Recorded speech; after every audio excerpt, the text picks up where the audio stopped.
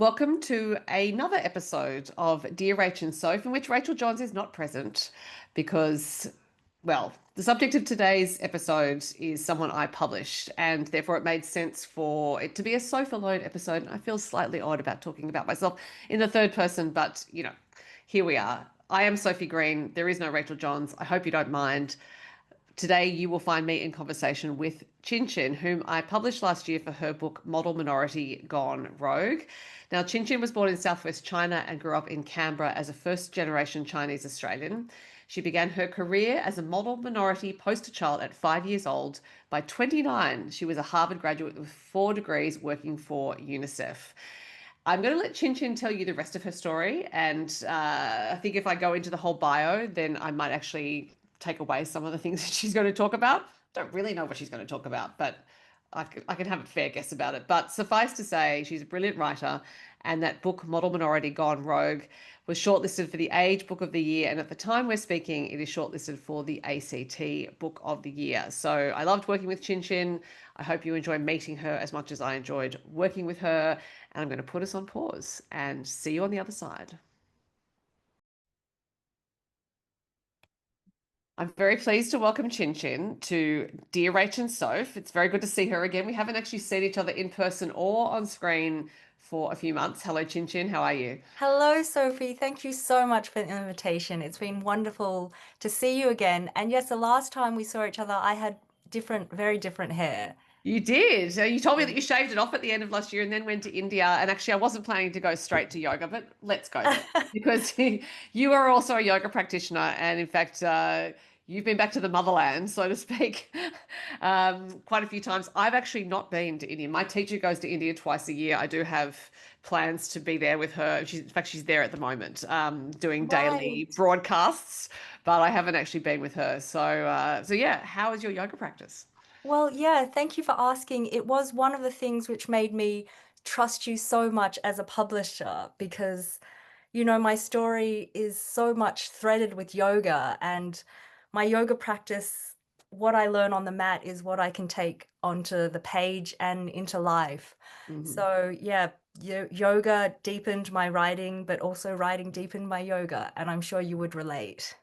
Yeah, yeah. I actually have never put it like that to myself, but now I'm thinking about it. Yeah, I think it's that continuum. And I've on the podcast, I've spoken about how Shiva, my teacher, talks about the river, how the river's always flowing, and I tend to say that the creative river is always flowing, and you can step Mm, into it and step out of it. And Shiva likes to say, "Don't push the river," and I mm, often use that in all.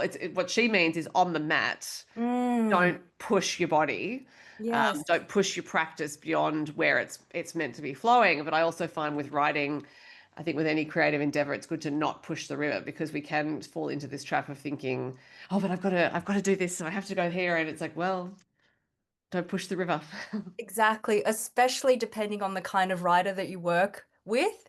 For someone like me, you absolutely knew that was the right wisdom to tell me because I am someone that pushed the river way too hard and ended up almost drowning. And Mm. from that, knowing that I had to flail my way back, and now I'm in a place where perhaps I can say I'm learning how to float on my back a bit more and Right. look up at the sky and see the stars and the birds singing.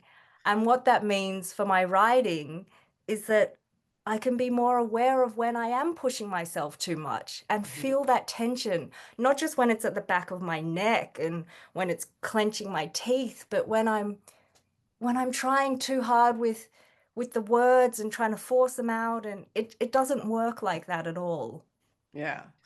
No, I think for you, the writing process in and of itself was part of you unlearning a few things. You had to Absolutely. unlearn some stuff to get to the point of deciding to be a writer, and then the process of writing the memoir was a great unlearning, which can be really confronting, I have to say. And that Mm. anyone who reads the book will know that there were quite a few subjects in there that were in and of themselves confronting. So writing about them would have been confronting, but then actually to do the work you had to do on yourself to get there was hard, I think. Yeah. Well, I'll respond to that by saying first off, I needed the deadline. And Right. that was something you were absolutely so quick to recognize because you could see I would let down everyone else. I wouldn't let down anyone else, but I would let down myself. So I learned that I could not let you down with the deadlines. And then with the unlearning, one of the biggest unlearning things that I had to do with the book, and it's directly on the front cover, is changing my name. When you Mm, first met me, I was Lisa, and mm. that was the easier to pronounce white name that I chose for myself. And through the act of writing, I recognized I had to reclaim my name from birth. Yeah. Yeah. Yeah, and it's important because I do think there are a lot of adaptations that are made for white people and for the English language, and the language can handle it. If you don't have a Yeah. name that's not anglicized, I think it can be handled, but it's yeah, I think it is not appropriate to ask anyone to change their name just because someone may feel that they cannot pronounce it, or they're just anticipating they may not be able to. Too bad. Learn to pronounce it. And I know you have a lot of readers who are listeners who are also writers. And so I encourage anyone who feels like they have a book inside them to find someone who you won't ever let down to get that deadline so you can go through that process. Well, except as we discussed, the reason why I could identify that was the four tendencies framework, which I've talked about on the podcast. I talked about it with you, Gretchen Rubin's four tendencies framework, and I asked you a couple of questions, although I had a suspicion you were an obliger. And once I was pretty sure you were an obliger, I realized that the structure that you needed was accountability, and that I Mm, was the accountability partner for the writing of the book, which meant that you and I had regular check-ins. we did. Yeah, and that worked for you. It doesn't work for everyone, and that's why often I regularly say to people, you need to find your own nature That's as true. a writer to do that. But that worked for you, and it worked for you so well, actually, that when you delivered your first draft, I could see that you were trying to get an A plus. That's so true. Oh my gosh. I had such high expectations when we first met. You had come all the way down to Canberra. We'd sat down for a coffee and I was expecting you to be like, oh my gosh, this is the best ever. I've never read a manuscript that has ever like been so transformative. And you just, yeah, you gave me the tough love that I needed to hear that like clearly, okay, Lisa at the time. Um, you have written this to impress someone, and it is very clear. You need to go back and rewrite.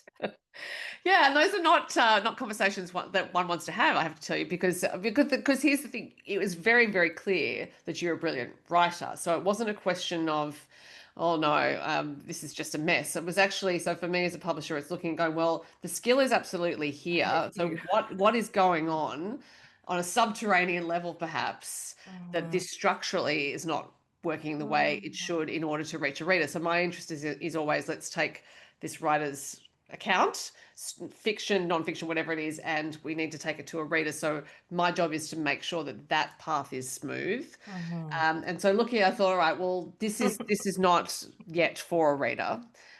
What is going on here? And I was reading the whole thing. I thought, think I think she's trying to get a high distinction. And so I just thought but it was one simple thing actually. So sometimes we can overwork these things with manuscripts. We can look at think, Mm, oh well, I need to go in, I need to give that feedback, that feedback. It was actually just this bedrock thing that you had going on, which was the unlearning of being the daughter of a tiger mother and learning how to be Qin Qin. that's right. I mean, it's no coincidence that the whole book, the essence of it is how I learned to go off script. And so now I say to myself, there's always going to be a part of me that wants to get an A plus and thinks of life as an exam every day, right? Yeah. I can't get rid of her. She's always part of me, but I can tell her, look, is it okay if you get a B plus today? Would it be good enough? Yeah. Yeah.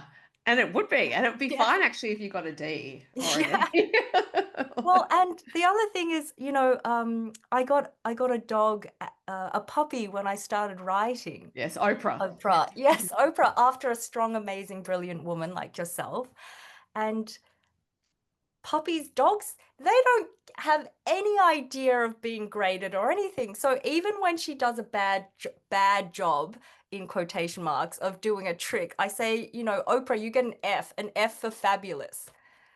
Because she's completely fabulous. Yeah. Yeah. So in the process of writing this memoir, because you had to go to some places, a lot of memoirists do, I think, but there were, and I'm not, I don't want to give away the storylines because I would like people to read the book if they haven't already, but Yes. you had to go to some places. So I'm wondering what you discovered about yourself in the writing of it that you also realized you didn't have to give yourself a B, C, D, E, or F for, that Mm. actually you could give yourself an A for. That's such a good question. I mean, immediately what comes to mind is it was only after I had written the whole book that I read a line which said, "Writers sit in a ring of pain." And I feel like that's especially true for the memoirs because I had to excavate, well, gently excavate what was what was holding me back from letting go of those scripts and those expectations of all those other people around me.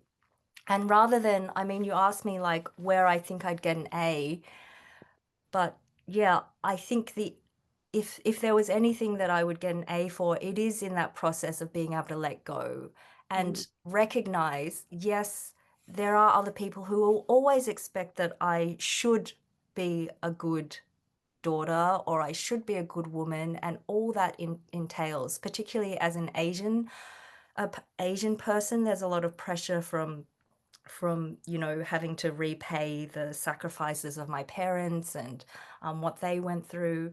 But in the end, being able to accept that that part of me doesn't have to run the show anymore, and the true part of me that can write from a place of peace and courage was what came through on the page.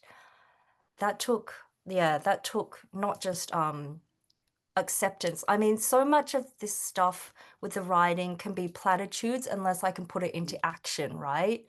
Um, Sitting down, facing the words, and not necessarily the words that I thought would come out, but there was this, and I'm sure you've experienced it, this magic and mystery of, you know, it being 2 a.m., I had another deadline that I had to submit to you. I rewrote this manuscript more than 7 times. yeah.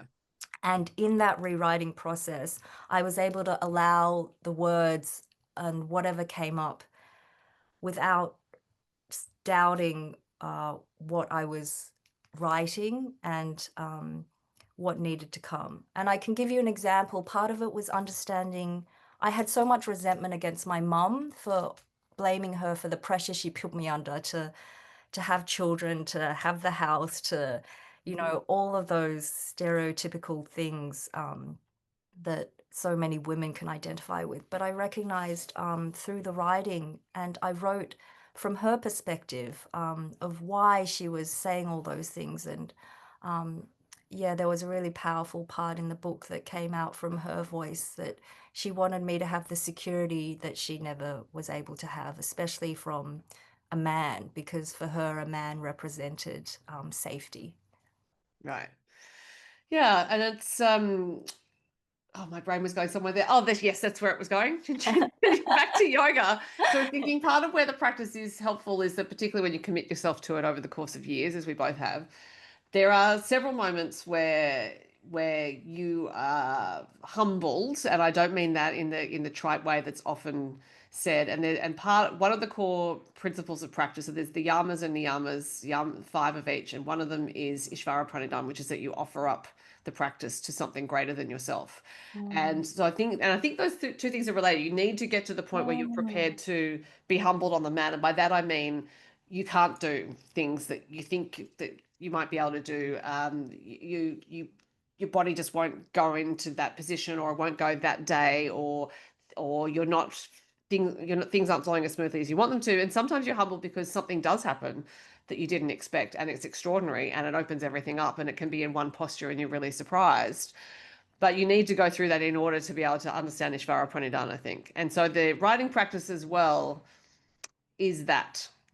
is I think when it works on a sustainable level and when it resonates with Mm. the reader is when it is offered up to something greater than the writer and just the manuscript, if that makes sense. And that surrendering or that offering is not something that we're used to or that we're taught, right? At school, we're taught to strive and to go for things, and it's very much an unlearning process. So, yeah, I'm grateful for all the ways that my different practices have aligned in a way to help me come to that, yeah, the giving it up to something greater than myself.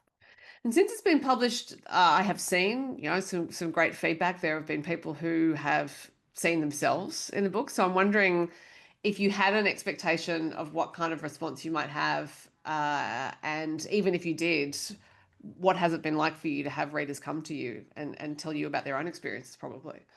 Yeah, well, the writing and the publishing, as you know yourself, is very different, right? Mm, I would say I was psychologically not prepared for the being published experience, but nothing could have prepared me. mm, And I've had people come up or write to me who have felt so seen in my words, which is, I mean, why do I write in the first place? Was it not because I was so seen in other writers' words? right. And to be able to pass that on is as kind of a lineage, in yoga we talk a lot about that lineage, but passing that on, that act of being able to see someone and to give them words for their experience that they might not have been able to articulate themselves, that was such a gift. Yeah, but it's also very much a process for, especially the first time writer, of learning to be seen and getting comfortable being seen because I think that part of the publishing going to the public process is that. Mm.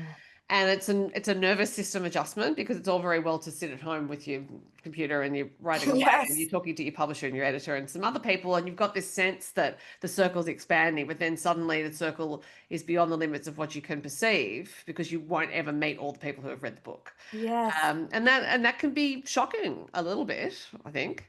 It's a Jedi mind trick, right? You have to trick yourself into not knowing, even though part of you does know.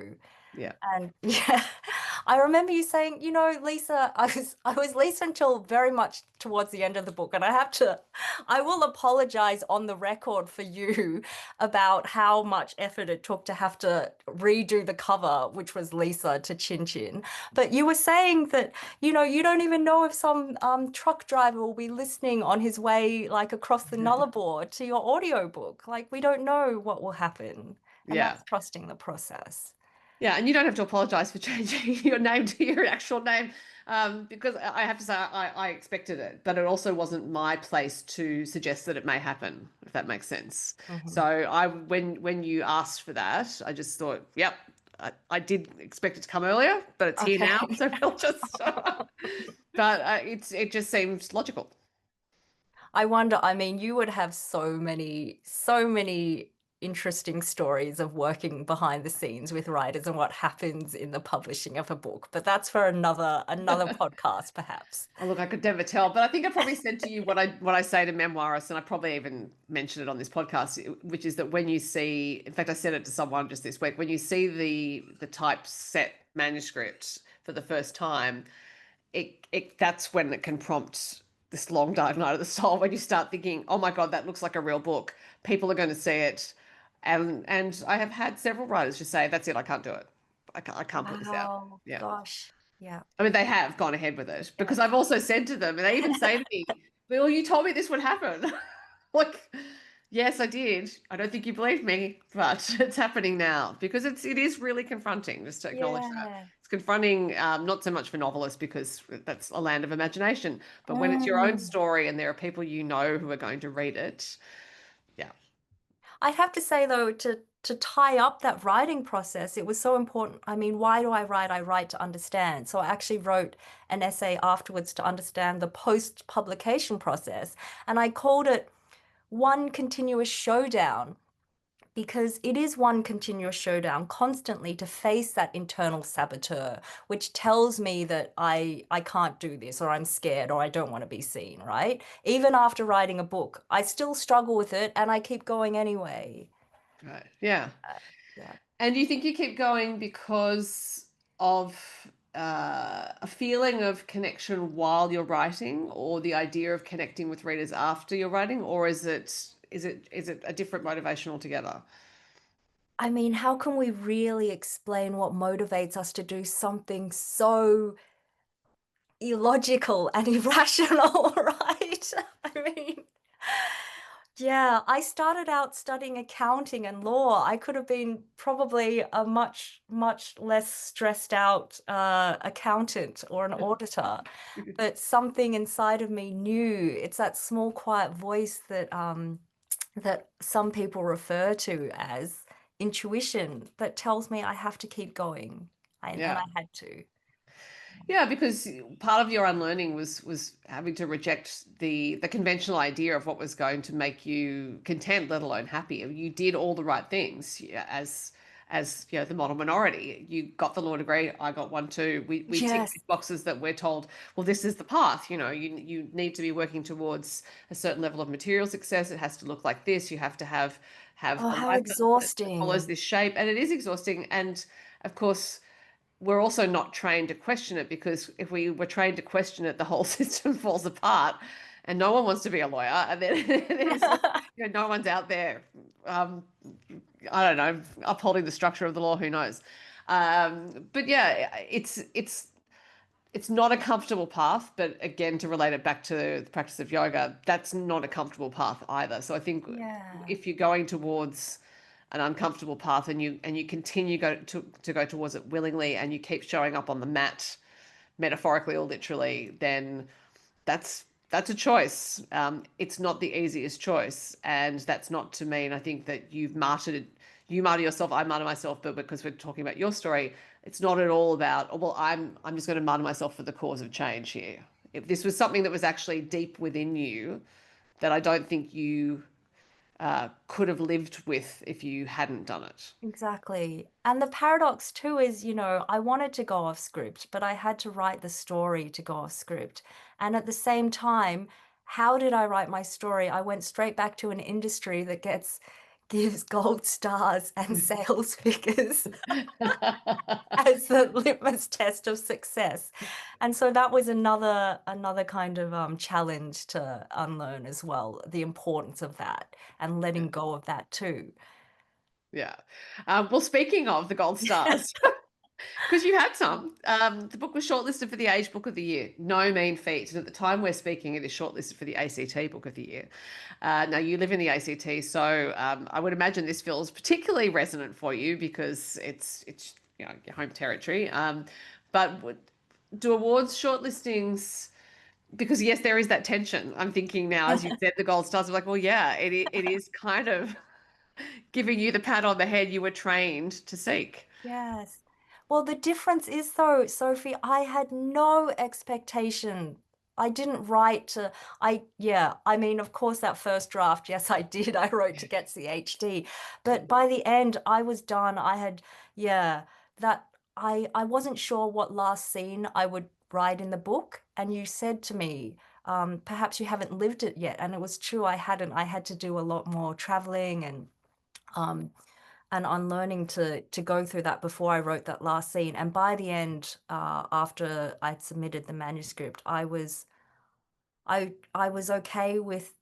I mean, I wrote the whole book so I wouldn't get the gold stars. So in terms of what an award like that can mean, though, is I can see it now as other people being able to see the book and be aware of it. I wasn't I had learned so much about the publishing industry from writing this book, and I realized everywhere I went, no matter if overseas or not, they're the same kind of books that are pushed out there. Mhm. And if there's no other way of learning about or discovering or differentiating and trying out different ways of reading and writing, one of the ways is through awards. Right. Yeah. Yeah.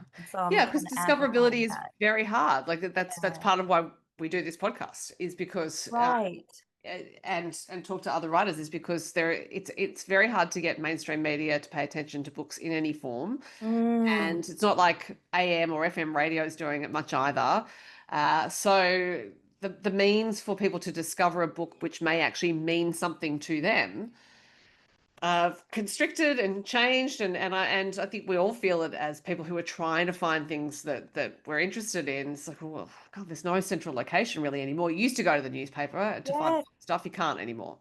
I saw even, I mean, you are listing out which books are published because there's no central repository for even that kind of data. Yeah, and it's and to the point where I can't get all of the information about what's being published to talk about it. I'm relying on people reporting to me.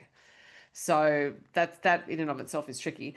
But one thing that did change for you too after the book was published is that you started to work in books and writing, and you are now at, well, partly at Canberra Writers Festival. So please tell us what your working life looks like now, and also what it's like being a writer working for a writers festival.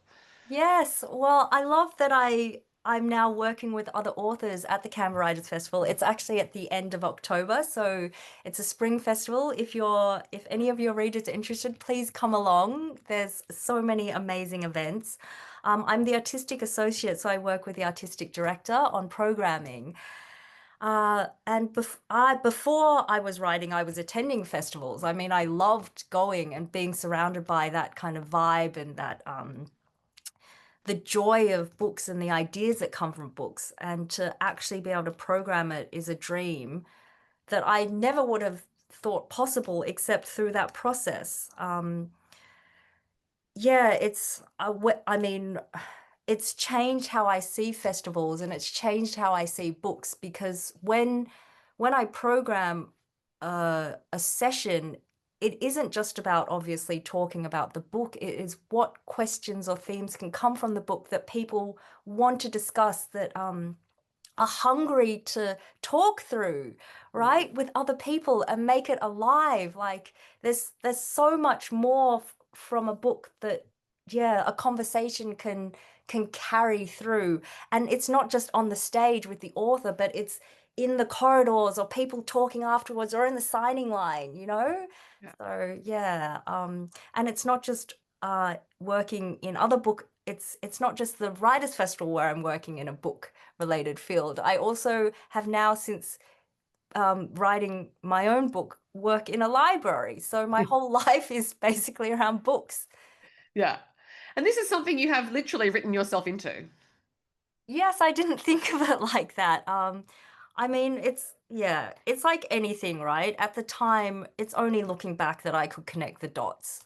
But the through line, I would say, careful that storing over things is also can also be fraught.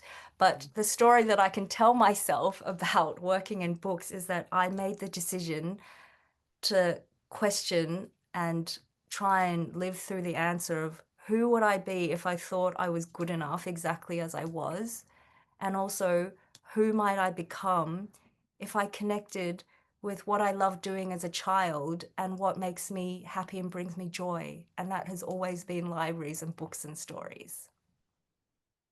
Those two questions are incredibly fundamental. That first one, so what was it? Who would you be if you thought you were good enough just as you were? Yes. That's a confronting piece of work to do for any person, Mm. because there are so many layers in this life of us all being told we're not good enough the way we are. So to Yes. be able to reach the place where you can even ask yourself that question is an incredibly good, solid piece of work. So if the memoir's done nothing else Yeah, that led you to that's that, true. that's Yeah. so did it feel um was there a particular point where you actually could feel in yourself, okay, I'm ready to ask this question now? Mm. I mean, where questions are like stories, where do they come from, Mm. right? I mean, philosophically, that's a big question, but just from a practical perspective, where in my mind, amidst all the other crap, I mean, I constantly have a running to-do list in my head. And then it's not just the to-do list, it's like, oh, what am I gonna eat today? Or like, you know, when does opening age, where do they come in? And then take a place in my heart to sit.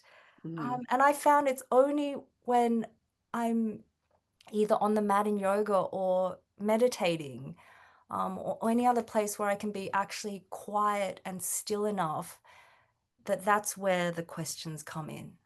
right. But they are incredibly potent questions and difficult. And I would imagine they're also questions that you might keep asking yourself, because I think that's part of the practice of being alive, actually, is that Absolutely. we think we can have these absolute answers where we go, oh yeah, I've nailed that. And then, as you know, Yes. being on the mat, back, you find yourself right back there. Yeah. And you know what? I mean, yes, of course, it's hard being a woman, but also what a gift. What a gift it is because we have so much material to work with and so much to unlearn and undo. And it is in that material, like it's so much compost that can grow beautiful new plants. And I remember actually you used a nature analogy for me because even in that writing process, you said the fallow period is essential. Mhm. I had to put I had to put the manuscript literally in a drawer and not look at it for maybe 2 months. Mhm. Yeah, I am fond of saying the field has to lie fallow for a little while, Mm, because I also think modern life, and also knowing the way you were trained from childhood and trained in law, and there's this whole idea, and even just our general systems that train us towards constant productivity. The mm, message is always that any time that's fallow, that's not being used, is wasted time. And we see it. I look around every single day now and see everyone on their phones all the time. And I just think mm. I realize that you don't want to be bored, but it cannot be to that extent.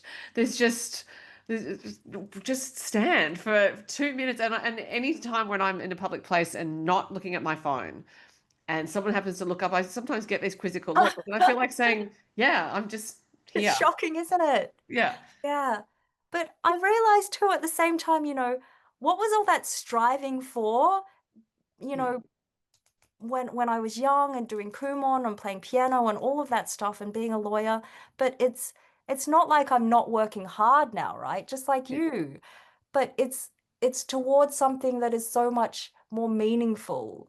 Mm. Um, it doesn't mean that I stop working completely, right? It just means that I've redirected that energy and that ambition to something that is, yeah, it's beyond meaningful. It's connecting, like how we're connecting now. Yeah. Yeah. Absolutely. And also the extension, the to extending it to, I think, working at the festival, well, working in the library also, that's connecting people with stories and that you want Yes, to read. absolutely. And then being at the festival, just the way you were framing it as in terms of the conversations that may happen. I've actually not thought of it in terms, I guess because I've been on the industry side for so long. I Right. just think of festival as like, oh, well, there's the program and, there are the books that are going to be Yeah. discussed. But that whole idea of constructing an experience for people, it's really Mm. lovely. Yeah. I mean, uh, how often so much of our life these days is curated by an algorithm, right? That is digitized. The Writers Festival takes that completely offline so that there's the human to human connection, and you get to choose where you want to go. No algorithm is going to read or give you preferences for what session you should go to. And I think from working behind the scenes now and seeing how the authors are relating and seeing what books are out there, I'm more inclined to go to sessions that I would never have thought of. It's like the equivalent of going to a record or a CD store, right? And Yeah. being blown away by something you would never consider going to. Yeah. Yeah. Or So, listening to. Yeah. sorry, what was that? Listening to the record Yeah. I analogy. knew what you Yeah. So that's therefore, well, this is probably actually quite a mean question to ask you, but what are you reading at the moment? Oh, it's not a mean question. That's Why one would that you have, because you'd be reading things for the festival and also, you're reading things for the library, I would imagine. Yes, I am, and I'm reading things. I still have time to read for my own pleasure, but I've got a whole plethora of books that are, Yeah, waiting to still be read to. I just finished reading Desolation by Hussein Askari, which is beautiful. And I'm about to start, well, I'm in the middle of Ghost Cities by Xiang Lu, which was the Okay. recent Miles Franklin winner. And I Right. have so much on my to be read list, including your recent release. Congratulations. Thank you. Yeah. And But then The Good Daughter by Kumi Taguchi, I've recently finished as well. okay. Yeah. Interesting. Yeah. And on the writing front, what are you doing? I'm I journal every day, but recently I've been doing a bit of different stuff and I've been developing a alternative adult activity book, which is which is a mix of drawings and pictures of funny things that I observe and find in my life. So, for example, I mean, I could share this. This is complete. Well, my whole book and brand, I guess, and my journey is going off script. So this has completely gone off script from the podcast recording. But for example, sometimes I get really like overwhelmed by life still, and I sigh. And then my husband James, he's like, you know what, Qin Qin, life, it'll be over soon, don't worry. So, so that kind of dark humor I'm putting in the alternative adult activity book. Listeners slash viewers, this is the first I'm hearing of it. So this is not like Chin Chin sent this to me as her publisher or anything like that. No, that's I right. had I no have idea not this pitched it existed. to anyone yet. I'm just keeping going. Yeah. So, are you prepared to share what sort of activities are in the activity book?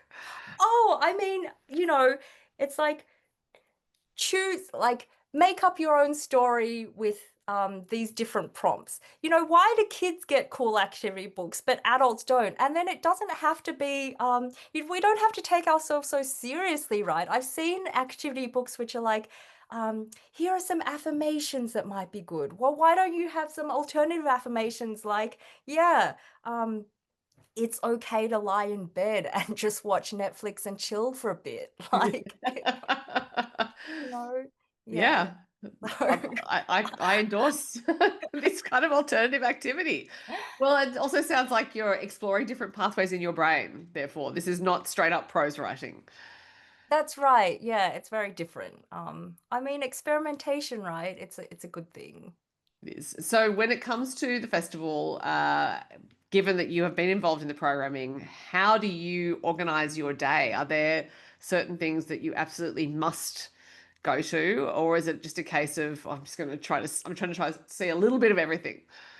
Well, if I'm attending the festival, then that's a different story. But because I'll be working there, I think I'll be madly rushing around trying to figure out if everything is on schedule and on task, or if there are any last minute, emergencies that I have to tend to. Uh, Planning a writers' festival is basically large scale event planning, or like a wedding times 100. So, That does not make it sound appealing, just quietly. so yeah, it'll be a lot of logistics, I think. Yeah, right. And it's also because one might think that artistic associate means that you're just doing the nice things like deciding who is on a panel and I like that book and that sort of thing. But no, it's very much the yeah, as you said, the logistics, but kind of like the gristle of it all.